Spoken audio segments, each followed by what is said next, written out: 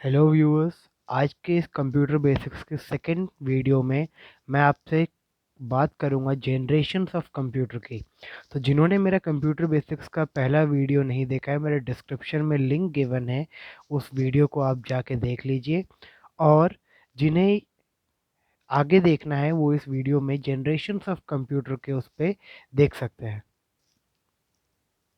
Generations of computer में सबसे पहले हम बात करते हैं फर्स्ट जनरेशन की। जो हमारा फर्स्ट जनरेशन ऑफ कंप्यूटर आया था वो 1940 से 1956 के बीच में आया था। जो फर्स्ट जनरेशन है बेसिकली वो यूनिवैक के नाम से जाना जाता है। ठीक है। यूनिवैक जो है एक सबसे पहली मशीन कह सकते हैं हम, जो कि इस फील्ड में वर्किंग थी, जो प्रॉपरली आई थी। उसके बाद जो आपका देखा जाए तो फर्स्ट जनरेशन ऑफ कंप्यूटर्स में बेसिकली जो मेन इक्विपमेंट यूज़ किया गया था वो हमारा था वैक्यूम ट्यूब। ठीक है, या फिर एसी जिसे कह सकते हैं हम। ये जो वैक्यूम ट्यूब या फिर जो एसी है, जैसे जो हमारा फर्स्ट जनरेशन ऑफ कंप्यूटर था, ये बहुत ही लार्ज स्पेस हमारा ऑक्यूपाई करता था। और लार्ज स्पेस के बाद ये काफ़ी एनर्जी मतलब हाई पावर कंजप्शन था। जब हाई पावर कंजप्शन होता था तो उसमें हीट एनर्जी काफ़ी ज़्यादा प्रोड्यूस होती थी। उस हीट एनर्जी को रिड्यूस करने के लिए हम यहाँ पे वैक्यूम ट्यूब्स का यूज़ करते थे। वैक्यूम ट्यूब्स का काम क्या होता था कि जितने भी अंदर इलेक्ट्रॉनिक कंपोनेंट लगे हुए हैं, उस कंपोनेंट्स को, उसमें जो भी हीट एनर्जी प्रोड्यूस हो रही है उस हीट एनर्जी को क्या करता था, लो करता था। यानी बाय कूलिंग प्रोसेस क्या करता था, उसे लो करता था, जिसके कारण क्या होता था कि जो हीट है वो उस डिवाइस को ख़राब ना कर दे, उसे बर्न ना कर दे। तो इसलिए हम इसमें वैक्यूम ट्यूब्स यूज़ करते थे। इसके बाद ये काफ़ी एक्सपेंसिव होता था, इसमें जो स्टोरेज थी वो काफ़ी कम थी, और इसको आप ज़्यादा टाइम तक यूज़ नहीं कर सकते थे। मतलब एक पर्टिकुलर टाइम तक ही हम इसे यूज़ करने के बाद इसका बंद कर देते थे इसको यूज़ करना। ये उतना रिलायबल भी नहीं था। रिलायबल का मतलब होता है भरोसेमंद। तो जो हमारा फर्स्ट जनरेशन ऑफ कंप्यूटर्स आया था वो उतना रिलायबल नहीं था। और ये बेसिकली 1956 तक आते आते क्या हो गया था कि इसका यूज़ बहुत ही कम हो गया था, और ये बहुत ही ज़्यादा लार्ज स्पेस लेता था। लार्ज स्पेस के कारण क्या होता था कि हमें जब भी हम कहीं पे पर्टिकुलर सेटअप करेंगे कंप्यूटर का, तो हमें उसके लिए एक सफिशिएंट अमाउंट ऑफ स्पेस चाहिए जिसके उस पे हम उसे सेटअप कर सकते हैं। और ये काफ़ी एक्सपेंसिव था, और एक्सपेंसिव होने के कारण ये हर जगह पे अफोर्डेबल नहीं हो पाता था। अब हम बात करते हैं सेकेंड जनरेशन ऑफ कंप्यूटर्स की। सेकेंड जनरेशन ऑफ कंप्यूटर्स में बेसिकली अगर आप देखें तो ये हमारा 1956 से 1963 के बीच में आया था। सेकेंड जनरेशन ऑफ कंप्यूटर में बेसिकली जो हमारा मेन यूज़ था, हमने यहाँ पे वैक्यूम ट्यूब्स को हटा के ट्रांजिस्टर्स लगा दिए थे। ट्रांजिस्टर्स जो होते हैं बिल्कुल छोटे आई टाइप के होते हैं। फॉर एग्जांपल मैं आपको यहाँ पे एक छोटा सा कॉम्पैक्ट पार्ट ड्रॉ करके दिखा देता हूँ जिससे आपको शायद थोड़ा समझ आ जाए।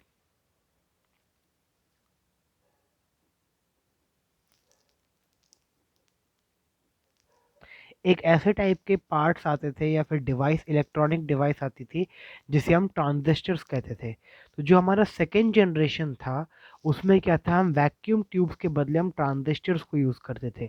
जब ट्रांजिस्टर्स आ गया तो उसके कारण क्या हुआ कि जो कंप्यूटर का साइज़ था वो थोड़ा डिक्रीज कर गया। उसके बाद जब सेकेंड जनरेशन ऑफ कंप्यूटर्स में बेसिकली जो हमारा एनर्जी कंजप्शन था वो बहुत ही कम था। यानी फर्स्ट जनरेशन के अकॉर्डिंग जो एनर्जी कंजप्शन था वो यहाँ पे काफ़ी कम था।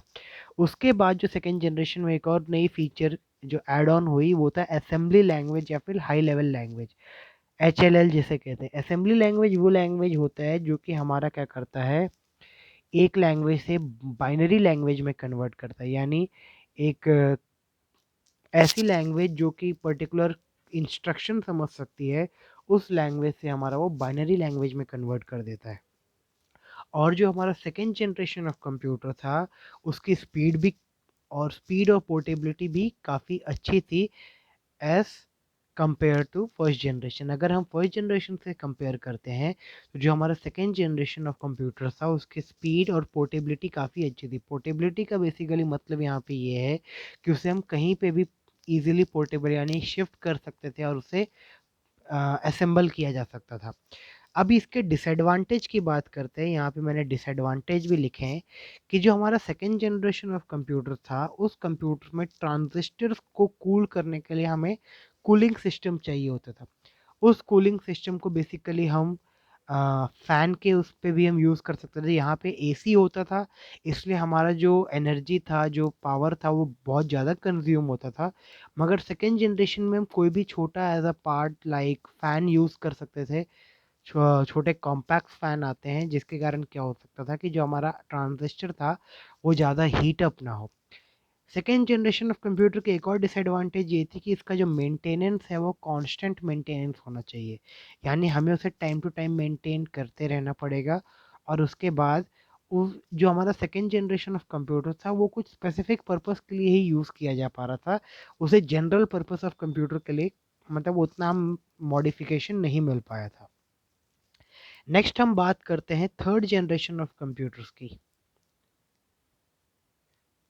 थर्ड जनरेशन ऑफ कंप्यूटर जो था हमारा 1965 से 1971 के बीच में था। बेसिकली ये थर्ड जनरेशन ऑफ कंप्यूटर्स में बेसिकली हमने जो यूज़ किया था वो आईसी का यूज़ किया था। यहाँ पे मैं अंडरलाइन भी कर दे रहा हूँ, आईसी का मतलब होता है इंटीग्रेटेड सर्किट। ठीक है, ये जो आईसी होती थी ये बहुत ही कॉम्पैक्ट चिप होती थी, इसे हम छोटे छोटे चिप्स के फॉर्म में मान सकते हैं। ये जो हो थर्ड जनरेशन ऑफ कंप्यूटर था, ये सेकेंड जनरेशन से काफ़ी चीपर था, फास्ट था और रिलायबल था। यानी जो भी इसका हमें आउटपुट मिलता था वो हमें क्या था कि एक रिलायबल यानी एक भरोसेमंद था कि वो उसमें हमें ज़्यादा गलत नहीं देगा, काफ़ी अच्छी एक्यूरेसी देगा।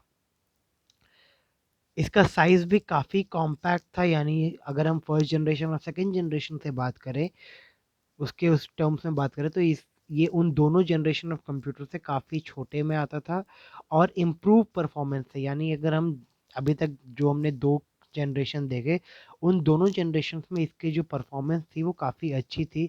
इसकी जो स्टोरेज कैपेसिटी थी वो भी इन दोनों से काफ़ी ज़्यादा थी। और यहाँ पे एक और जो इम्पोर्टेंट पार्ट आ जाता है, मैंने यहाँ पे मार्क भी किया है, अगर आप देखें तो अपने स्क्रीन पे आपको दिख रहा होगा कि यूजेस ऑफ ऑपरेटिंग सिस्टम। यहाँ पे इन्होंने ऑपरेटिंग सिस्टम का एक फीचर दिया था जिसमें आपका मल्टी प्रोग्रामिंग एक पार्ट आता है या फिर मल्टी प्रोसेसिंग जिसे हम कह सकते हैं।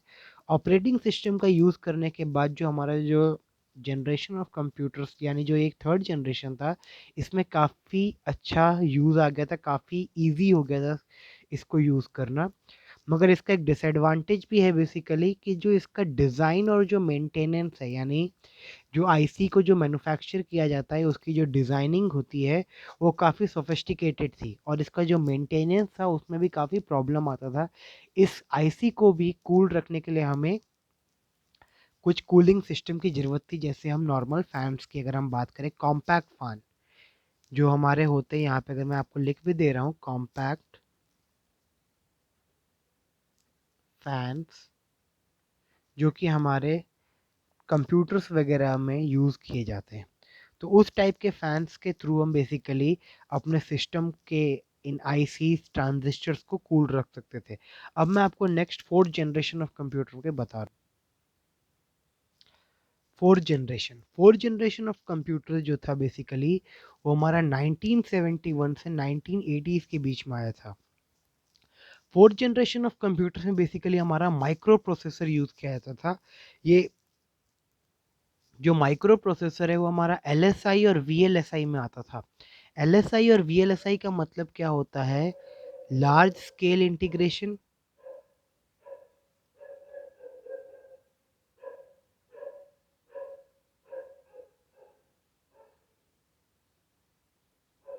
और वीएलएसआई का मतलब होता है वेरी लार्ज स्केल इंटीग्रेशन।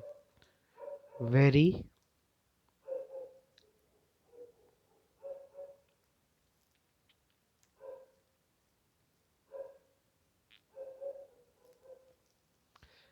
तो जो हमारा माइक्रो प्रोसेसर था वो हमारा एलएसआई और वीएलएसआई के बेसिस पे बनाया गया था, जो हमारा फोर्थ जनरेशन था।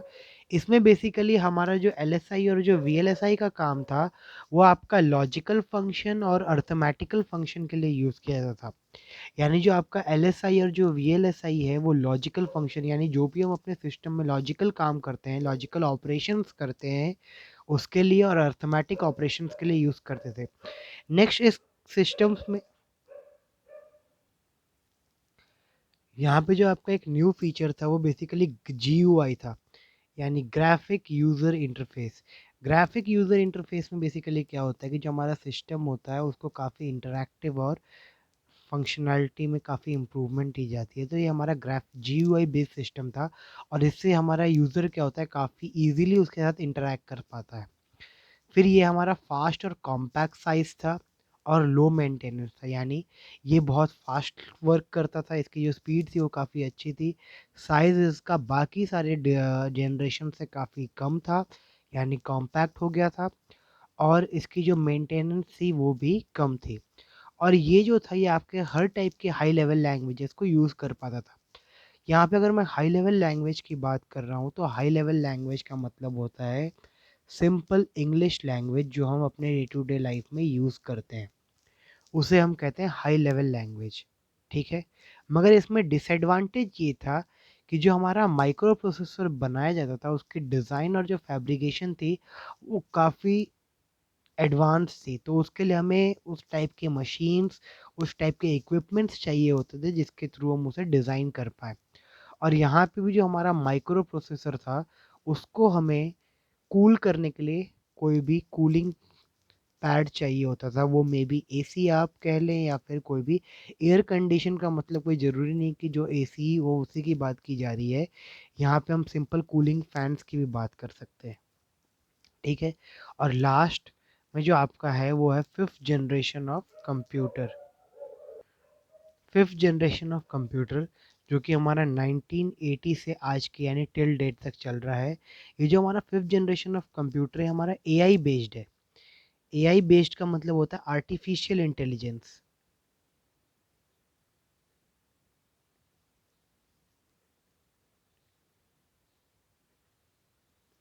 आर्टिफिशियल इंटेलिजेंस यानी ये एक पर्टिकुलर इंटेलिजेंस यानी ह्यूमन इंटेलिजेंस के भी उस पे है। ये जो है आपका यूएलएसआई सिस्टम पे बेस्ड है। यूएलएसआई का मतलब होता है अल्ट्रा लार्ज स्केल इंटीग्रेशन। ये हमारा एलएसआई और वीएलएसआई टेक्निक से भी एक एडवांस टेक्नोलॉजी है जो है आपका ULSI ultra large scale integration. ये आपका बहुत ही ज़्यादा रिलायबल होता है और फास्ट वर्किंग होता है।